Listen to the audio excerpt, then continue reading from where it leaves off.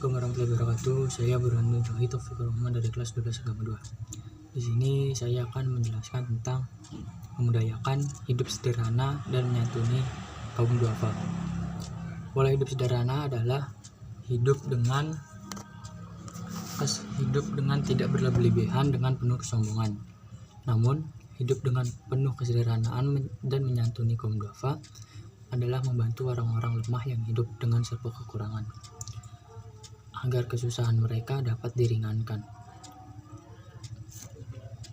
yaitu yang terdapat dalam suatu hadis yang artinya, apabila kamu menginginkan Allah menyintaimu, maka bencilah masalah duniamu, dan apabila engkau menginginkan orang lain mencintaimu, maka berikanlah kelebihan harta bendamu kepada mereka. Hadis riwayat Al-Khattab. Itu yang mengandung hidup sederhana merupakan hidup yang dilakukan oleh Rasulullah SAW. Walaupun di saat sebagai suami Siti Khadijah yang harta kekayaannya yang sangat banyak, namun terlihat dalam kesehariannya sangat sederhana sekali. Oleh sebab itu, kehidupan kesederhanaan Rasul tetap wajib untuk diteladani oleh umat Islam. Hadis yang pertama ini menjelaskan bahwa hubungan antara manusia dengan Allah akan terjalin dengan baik jika seseorang dapat menganggap dunia sebagai tempat yang menjijikan dan hina, dan tidak mengambilnya melainkan hanya untuk kebutuhan saja, dan itu hanya sedikit. Dengan cara seperti yang terkandung oleh hadis inilah, pola hidup sederhana akan dapat diwujudkan dalam kehidupan sehari-hari. Dan begitu juga hubungan antara manusia dengan manusia akan terjalin dengan harmonis jika manusia dapat memberikan kelebihan rezekinya kepada saudara, agar juga ikut merasakan kebahagiaan kita. Karena dalam Islam dianjurkan untuk berzakat, berinfak, bersedekah dari sebagian harta yang kita miliki untuk membantu orang-orang yang miskin dan orang-orang terlantar.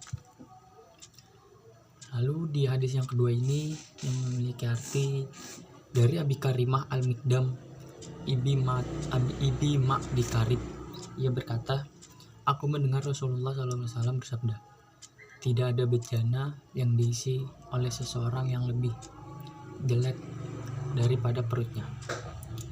Perut Ibnu Adam atau manusia cukup diisi dengan beberapa suap makanan yang akan menegakkan tulang rusuknya.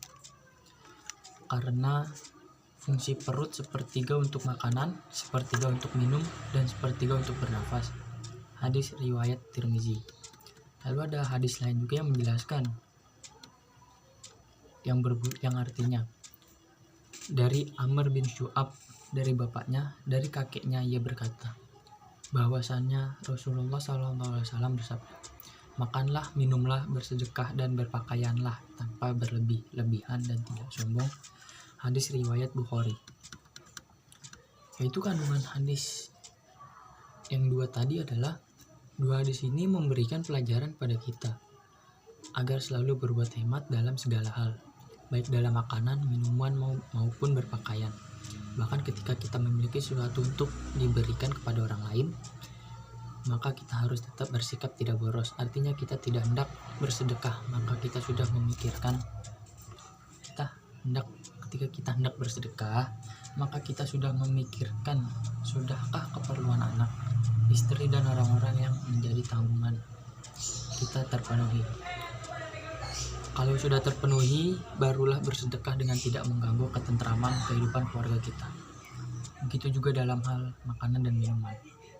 Umat Islam hendaknya dapat mengatur kesehatan fisiknya melalui cara makan dan minumnya yang benar menurut ajaran Islam. Cara tersebut adalah dengan tidak mengisi seluruh perut dengan makanan dan minuman, karena fungsi perut juga untuk bernafas. Bila semua perut terisi dengan makanan dan minuman, maka perut akan kehilangan fungsinya yang sangat vital, yaitu bernafas, dan kesehatan akan terganggu. Oleh sebab itu, dalam hadis kedua dijelaskan, isi perutmu dengan pembagian sepertiga untuk makanan, sepertiga untuk minum, dan sepertiga untuk bernafas. Pada hadis yang ketiga ada kata yang pada hadis yang ketiga memiliki arti jangan hidup dengan penuh kesombongan. Potongan arti hadis ini sangat berkaitan dengan pola hidup kesederhanaan, yaitu jika dalam kehidupan sehari-hari seseorang telah terbiasa dengan hidup sederhana, seperti kalau membeli kendaraan sesuai dengan kebutuhan dan dengan tidak membeli kendaraan yang berlebih dari kebutuhan dan harga yang sangat mahal,